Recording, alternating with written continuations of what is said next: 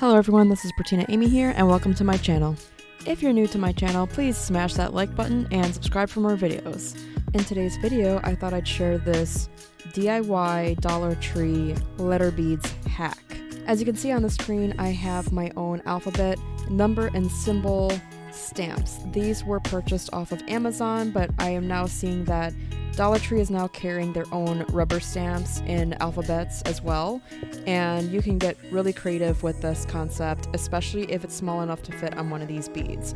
This bead came as like a round sort of wreath, so to speak, and I decided to take my pliers and undo one of the sides so I could unhook it and then flatten it out so that I can pull out the individual beads. For this project, I chose to just keep the beads the color that they are, the natural wood color, and just use my black stamp pad to go ahead and ink the letters that I want onto these beads. I like this idea because then you're not stuck with a bunch of letters that you don't need, and you can personalize these beads exactly for what you want. You can get the exact letters you need, the amount of letters you need, you can add symbols if you want. The sky's the limit. If you want, you could paint them in different colors and make it more fun that way. I recommend painting them first and choosing light colors so that the black ink shows up.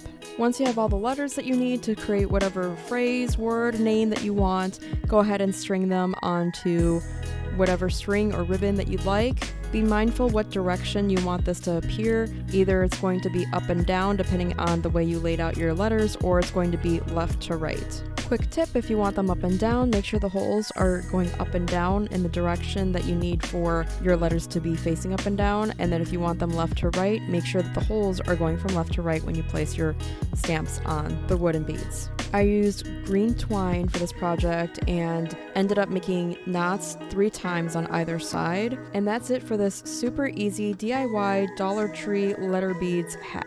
If you enjoyed this video, please like, share, comment, and subscribe for more, and we'll see you in the next one. Thanks for watching. Bye.